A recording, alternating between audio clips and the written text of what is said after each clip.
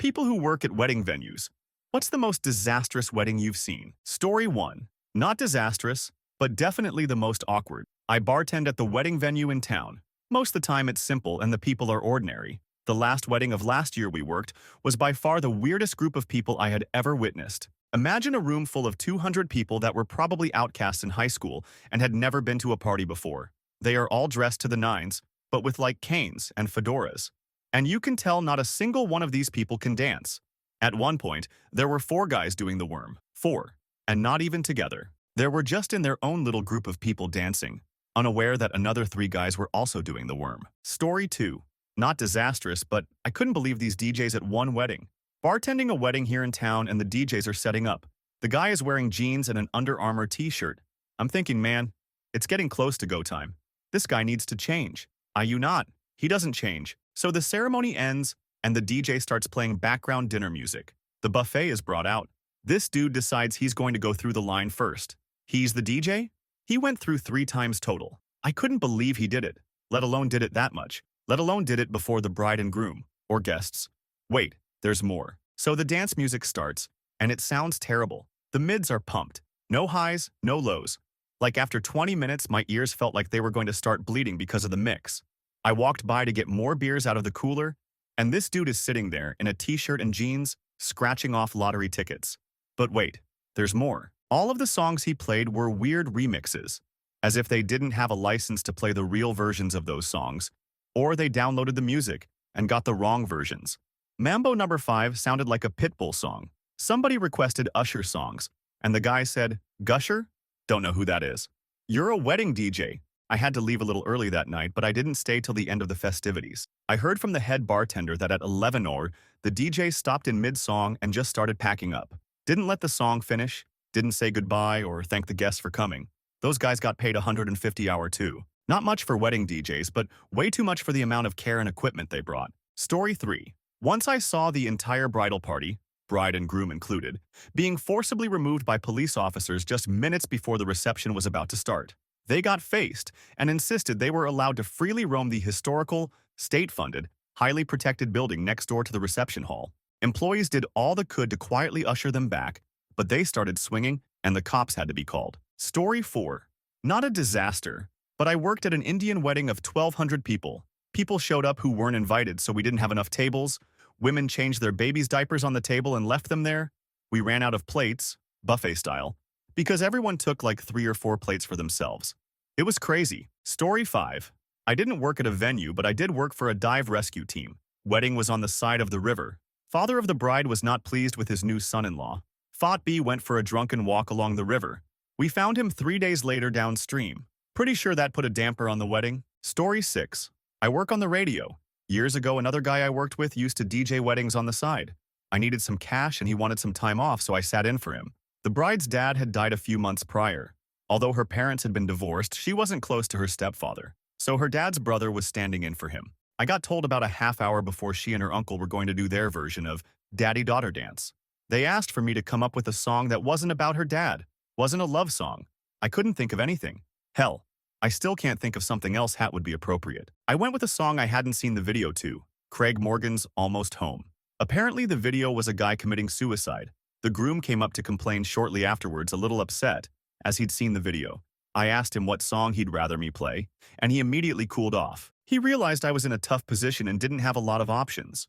The mother of the bride then got drunk and demanded the chicken dance. Story 7 years ago, my wife designed and planned a wedding for a huge wedding at the Four Seasons in Santa Barbara. Beautiful venue, huge guest list, and not many expenses were spared, especially the alcohol. Both families were big tequila drinkers, so instead of the champagne toast, it was turned into a tequila toast, which then turned into more people making speeches toasts, aka more shots.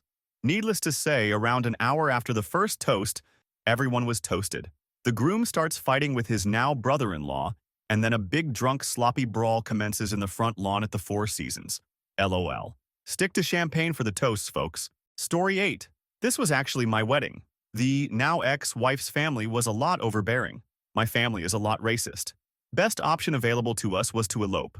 We decide on a country with a scenic harbor front and plan a sunset wedding in the park. The photographer shows up and is a super friendly dude, takes a ton of shots. We wrap up and the guests arrive.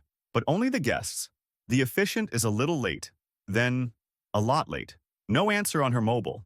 We all wait about 45 minutes or so with no response. Finally, we dispatch some guests to a church nearby to see if there's anyone there who might be able to fill in. On the way to the church, the search party sees a random well-dressed woman standing in a parking lot.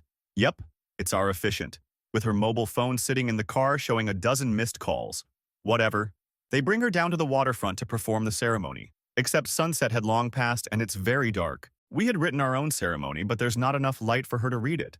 No worries. She had 15 years experience doing this. Just do your usual ceremony then. Nope, she didn't even know a simple one. But one of our guests plus one was a huge fan of American greaser culture and had come to the wedding in jeans and a white t-shirt with a pack of smokes rolled up in his sleeve. With the ciggies came a lighter.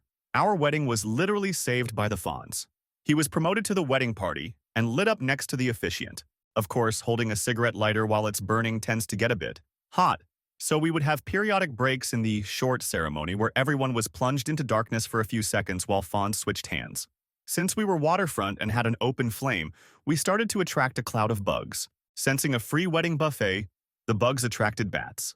Giant fucking bats swooping down on the wedding party. We wrapped up quick and noped on out of there. The reception was a quick toast, followed by a seafood platter that was unfortunately too large to fit in anyone's refrigerator, resulting in the bride, and one assumes other guests we didn't ask, spending the entire wedding night locked in the bathroom while their insides fought to GTFO. And that photographer who took all those shots? I meant that literally. Dude was drunk of his, but pretty good at hiding it. Couldn't hide his work though. We had 16 rolls of film and got them developed back in the US. Only one picture worked. The bride and I holding hands where only our hands were visible in the frame. Every single other shot was either out of focus, had heads cut off, was only one of us or part of one of us and all of the other, or just our asses. It was amazing how the dude couldn't get more than one good photo out of hundreds of attempts. It was still better than dealing with our families. Story 9. Alright, I've got a doozy but might be a bit late to the party. I used to bartend at a restaurant that did a lot of small functions like engagement parties and receptions. To set the scene, this was a fairly small affair. About 40-50 guests, some food platters, and a shitload of booze. It was fairly uneventful for the most part, until the night was just about to wrap up. At about 1 a.m., everyone was pretty wasted and were partying hard. One of my colleagues informed me that someone was fucking in the disabled toilets. This has happened a few times at these types of events, and I rolled my eyes when I heard this, as it's not exactly the most private place to smash some drunken dandy. The disabled toilets are essentially in between the men's and ladies, which means that the air vents basically broadcast the not exactly quiet couplings of wasted partygoers. Another important note is that the door for this toilet is a sliding door with a latch, which has the possibility of being open enough for those wandering through to catch a glance if the door wasn't slid all the way closed. I did a glass collection run about 5 minutes later, and sure enough, the door wasn't really closed properly. What I saw through the crack of that infidelitous portal made me back away like Homer Simpson when he caught Apu. Clear as day, the groom had the maid of honor bent over and was absolutely going to town. I made my way back to the manager's office and looked him dead in the eye and said, "Shit's gonna get real bad in a minute." Confused, he followed me back out on the floor, and with impeccable timing, one of the party members was whispering in the bride's ear. "He's fucking who?" she screamed. The bride's father overheard the exchange and ran to the toilets, dragging his brand new son-in-law directly onto the dance floor. The bride started crying hysterically as it was confirmed what had just happened, and she ran off into the night, trailed by her wedding party. Everyone else kind of milled about for 15 or so minutes, drained their drinks, and filtered out themselves. We found the groom about 3 hours later as we were packing up the bar, head in the toilet, vomiting his guts out, a bottle of whiskey in one hand. Story 10. I'm a wedding photographer, but, by God, I'm going to answer this question too. A couple of years ago, I was shooting a small wedding of maybe 40 people or so. Let's call the groom Jeff. So, I had photographed Jeff and his family before. I did a family photo session for them maybe 6 months earlier and knew he was a really out there person who didn't really put any effort into planning events and just waited until the last minute to do things. My interactions were with Jeff exclusively in the past, so it didn't surprise me when he called me to shoot his wedding 2 months before the date. What did surprise me was how different his finance, let's call her Mary, looked when we sat down to go over details of the wedding. She didn't look anything like I remembered, and with good reason. It was a different woman. The woman I photographed his family photos with? Let's call her Nicole. It's relevant at the end of the story. No big deal. Stuff happens. Roll with the punches, right? Well, it turns out this wedding came about as haphazardly as you would expect, and I'm not exaggerating when I say it had four of the most cringe-worthy wedding moments I've ever seen. First, the justice of the peace never showed up. Now, if you've been to a wedding, you know this is a terrible, terrible thing. Or at least it would have been if the bride's sister didn't get up and decide, screw it, I'll be the JP, pull out an iPhone, and while standing at the front of the hall with the bride and groom, say, hey Siri, how do you officiate a wedding? Thankfully, Google was there for her, and she read the step-by-step instructions on the phone, and there was our ceremony. Now, normally, this would be the low point of the evening, but not this night. Nope. Next, we get the beautiful toast by the mother of the bride. Now, the MOB and most of the bride's family speak Spanish, and that's not a big deal, as it happens, but from what we were told through the translator, the speech largely involved advice to the new couple that marriage will lead to fights and disagreements, but to keep them out of the bedroom because that's where the magic happens. There were noticeable groans when she reached this point in both the Spanish version and English translation. The bride herself appeared horrified. It would not be the only sexually awkward moment of the night either, as maybe 20 minutes later, we got to the bouquet and garter toss. Now, if you're familiar with this painfully outdated custom, you know the groom takes his hand and goes up the bride's leg to grab the garter, and usually there's some awkward sexual innuendo of the guy touching the woman, etc. Take that image, but instead of a hand, make it a head going under her dress. And instead of it being awkward for what's implied, make it awkward because it lasts well over 90 seconds. Oh, and there were about 20 kids running around them at the time. Now, I can't say he was going down on her, but I can't say he wasn't. Lastly, and this one is my favorite moment of the entire experience, after the wedding, I go home and start editing photos a few days later, as photographers do.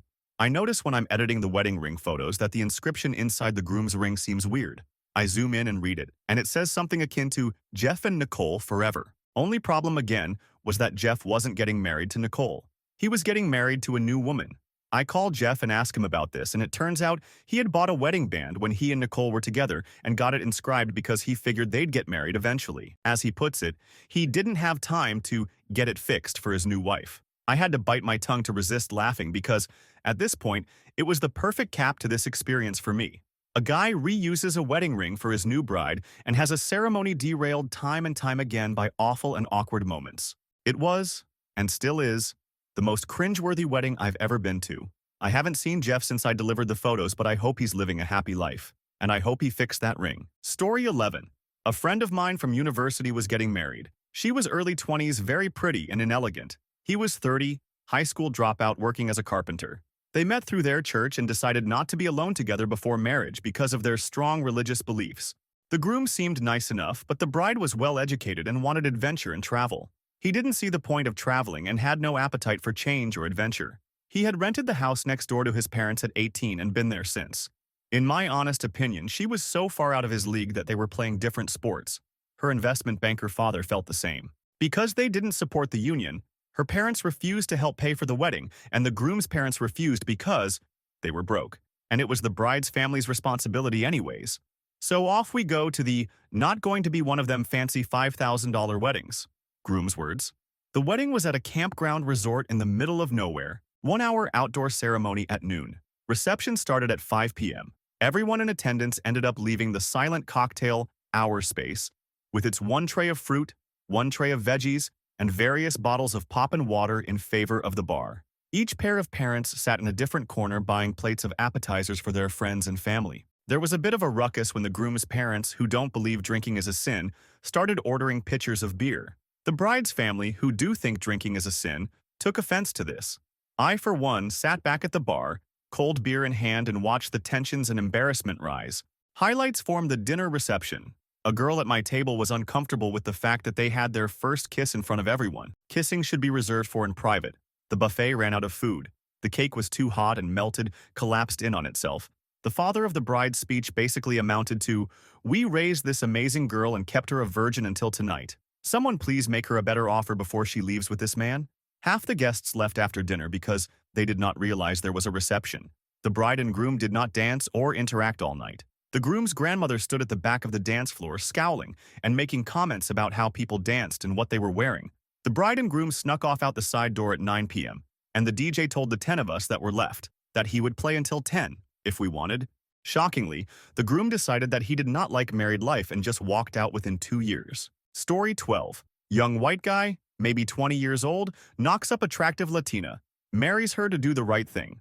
Absolutely huge gigantic Mexican family shows up and gets down to party. I must have counted no less than 30 suitcase-sized beer cases come through the door, not to mention the open bar and just general Mexican wedding shenanigans. It was awesome. The groom's family, all 7 of them, who were outnumbered easy 20-1, just sat and stared daggers at the family having a great time. Wait, you said disastrous? I guess if making racists feel like idiots is a disaster, then sure. That Hispanic family was the most warm, welcoming, and well-fed family we had in our space in the 5 years I worked there. 1000% awesome. Racist white hicks can it. Abula's homemade tamales for the win. Story 13. The groom was rushing the celebrant because he only had to pay half price for his tux if he returned it by 4 p.m. The reception was a hot buffet. The guests all stuffed their faces and even their handbags with food and then fucked off. The ceremony and reception all took place in under 15 minutes. Happiest day of their lives. Story 14. Reception is all set up. Guests and groom have arrived, but the bride and her maids are missing. They appear about an hour later, pissed out of their gourds. Reception commences. Bride continues drinking as though her life is ending. End of night about 2 in the morning. Guests have left and the families are cleaning up. The bride is sitting on a chair covered in her own vomit, semi-conscious. And the MOB turns to the groom and says cheerfully, "You can take your bride home." The groom says, "No," in a tone so filled with disgust I wish I could have bottled it to sell to angry people and left. It was awkward. Other favorites learned never to ask where the groom is. We were at the ceremony getting ready for the processional, and usually the groom does not walk the bride down the aisle, only to be told that the barely legal stud walking what looked to be his grandmother down the aisle was in fact the groom. Awkward again. There was the Russian hooker wedding as well. There was some confusion as the bride was wearing, as my boss called it, a shoot wedding gown. And people who were bringing their children in for theater school complained. So we had to move the wedding so people couldn't see the bride in all her glory. Awkward again. But perhaps my favorite was a result of the interaction between a bridesmaid and our security guard at the time. Bridesmaid walks and starts being exceptionally rude to the security guard. He hadn't said anything to her and apparently didn't know her. It wasn't until she passed him that he recognized her full back tattoo. He was in man. He could have fucked a headless corpse with abandon just as long as it had a nice. He had gotten her pregnant and disappeared when she asked for child support. Even more awkward. Story 15. It wasn't so much a disaster, but I worked a wedding where a bridesmaid and the father of the bride went into a staff washroom and had. Yes, his wife was with him at the wedding, and only the staff knew what happened. Story 16. The mother-son dance went on for like 7 minutes and had 3 songs woven together. The mother had changed into a backless ballroom dance gown for this number and spent much of those 7 minutes shimmying up and down her newly married so. I guess this got her worked up enough to bang one of the caterers out in her car while the hors d'oeuvres were being passed out. That was classy. Story 17. I have posted this before, and I've merely copy-pasted, so you may have seen it. Strap in, folks. This is going to be a bumpy ride. TLDR at the end, but you'll love the full story. Forgive formatting. On mobile. I work in a relatively high-end country club in the American South. We had a doozy last season. It was not only the bride who was crazy, but the whole wedding party. The happy couple were not members of the club, but had convinced our coordinator to sign off on it. She quit shortly after booking. New girl had to deal with the fallout. First off, they had been extremely rude to our new coordinator and managers through the whole planning process. They had a private coordinator as well, but she was pretty well useless. Ours didn't even know she existed until the rehearsal. Bride had demanded all kinds of free stuff during the planning. Now, I have no problem doing a wine tasting to go with the food tasting. However, if you come back 3 times to try the same house wines, after 2 original food tastings, I'm not playing ball anymore. You're paying for it at that point. You and the 5 people with you. Fast forward to the rehearsal. We have regular dinner service going on in our dining room for our rather exclusive members. Renting the ballroom for a day does not entitle you to take over the entire clubhouse. The bridal party are drinking, yelling, cursing, and being generally ugly all over the grounds. Nothing was right, according to the private coordinator that had never seen the space before this. Everything had to be moved. What do you mean your covered terrace can't accommodate 250 people for the ceremony without an extra tent? I was told the dance floor would be by those windows, not these. Yeah, we absolutely cannot let anyone into the ballroom until after the ceremony, so I don't care that the terrace is only accessible through it. Make them all walk around the building through the wet grass. Bridal party is getting louder and drunker. The little old ladies trying to eat poached salmon in peace are obviously annoyed. Father of the bride has set up a provisional account to pay for the wedding. We don't accept cash or cards, only accounts. Bridal party knows the account number, and we've been told to put everything on it by our managers, as long as the person ordering knows the number. You can see where this is going. He didn't see it that night, but he argued every single drink when the bill came, even the 18-year-old scotch that he alone was drinking. Okay, enough of the day before. On to the main event. Most of this day I was on the periphery, since I was working on the other end of the building. The end they weren't supposed to be on, except the bride and bridesmaids, since their dressing room was on that side. I could still hear pretty much everything that was happening, and saw way more than I should have. As guests arrived, they were directed around the outside as per the request. Mother of the bride freaks out because, of course, they didn't want her side of the family to have to go that way. They need to be allowed to walk through the active dining room and around the other side where the golf course is. At this point, the groom and groomsmen are getting positively sloshed in the men's locker room, which our members are still using as well. Bridesmaids have moved out of the ladies' locker room and are rampaging through the members' bar. And by that I mean that we caught them multiple times pouring drinks behind the bar while the bartenders were getting their bar ready in the ballroom. With the same look every time of, oh gosh, how did this bottle of liquor get in my hand and why is it suddenly half empty? Ha ha ha ha. Silly me. Ceremony goes well enough, considering basically everyone standing up front could barely stand. You may be asking how we let it get to that point. They had snuck in a lot of booze.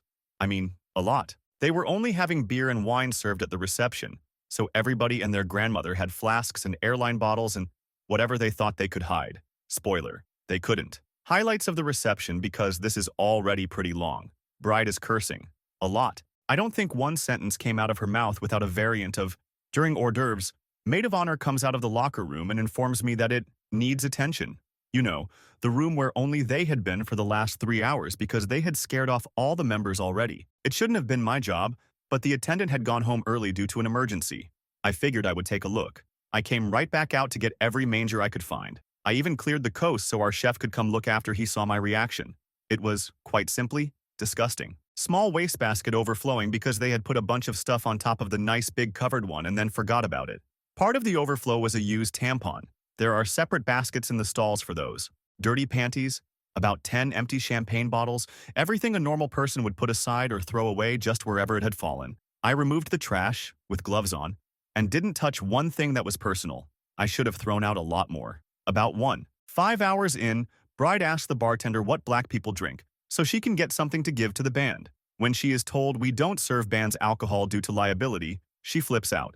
More cursing. How dare we not do exactly what she wants? Do we know how much she's paying for this? Not nearly as much as a lot of our members pay for theirs, I can tell you.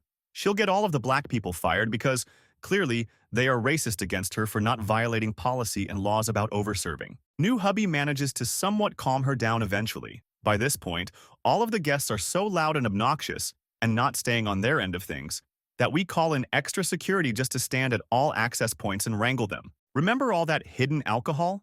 About 2 hours into the reception, the security guard nearest the men's restroom hears an awful noise from inside, goes to investigate, and finds a broken urinal and an empty handle of Jack Daniels. Time for cake. This can't go wrong, can it? Wifey smears cake on the lower half of hubby's face. Ha ha, so cute. Hubby puts tiny dollop of icing on end of wifey's nose. Oh my fucking god. How dare you fucking do that? You're ruining everything. Paraphrased. It went on way longer than that. She proceeds to go literally running through the entire clubhouse and most of the surrounding grounds screaming obscenities at the top of her lungs.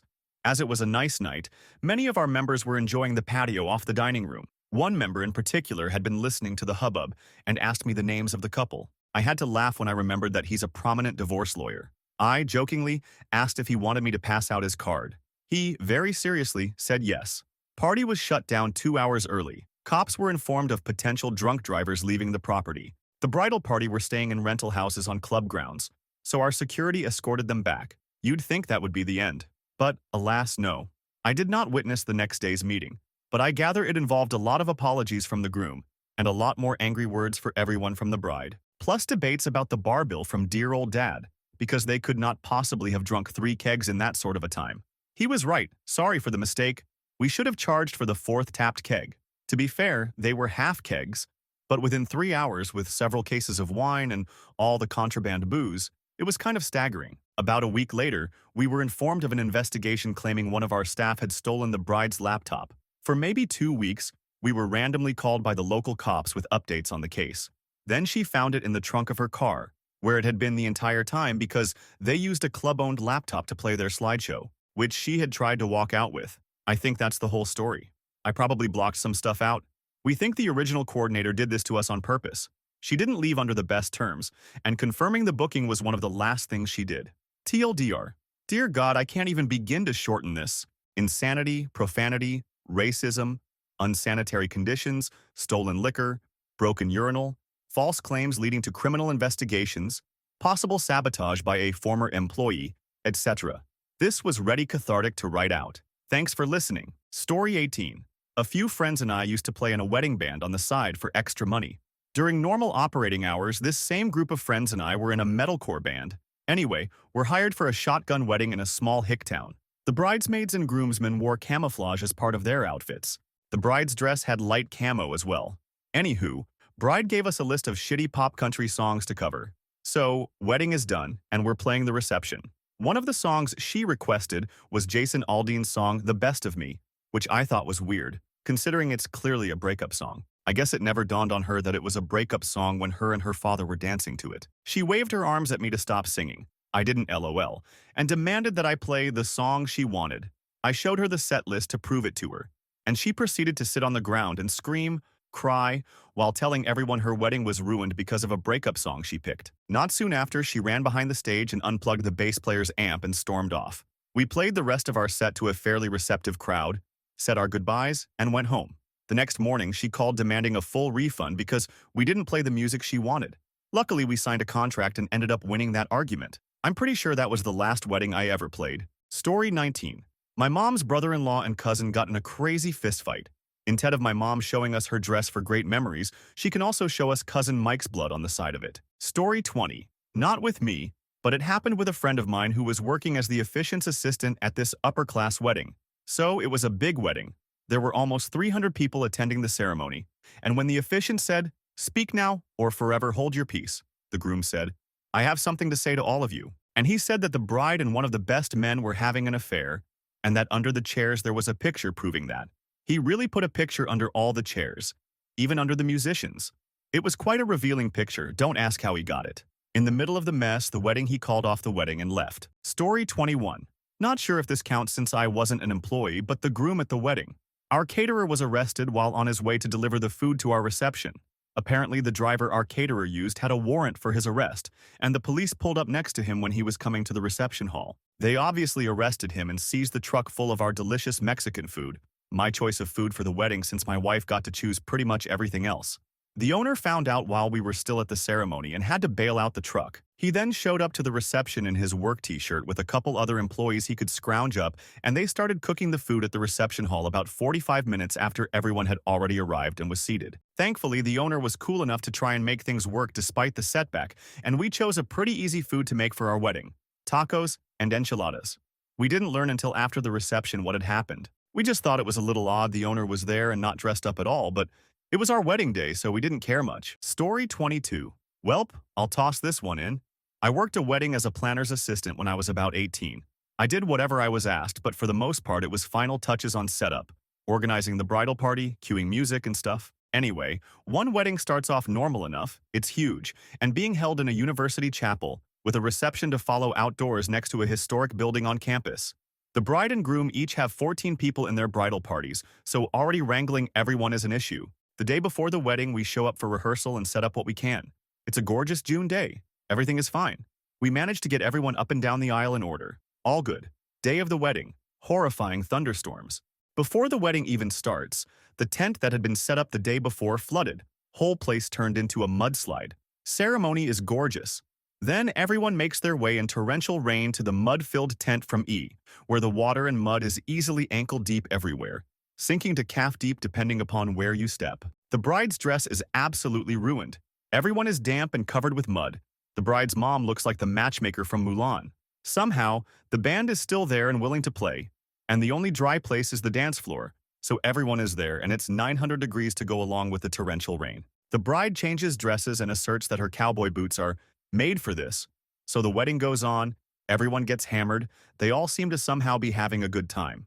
Meanwhile, the rain is steadily picking up, an epic storm is brewing, and the planner that I worked for was like, Okay, time to piece the out. We pile into her car. Everything is wet and terrible, and I'm just thinking about getting home and showering and never seeing those lunatics without a rain contingency again. And, less than a mile from the wedding site, three separate funnel clouds form, touching the ground to become three, admittedly not massive, but still terrifying tornadoes. That pretty much ended any and all festivities.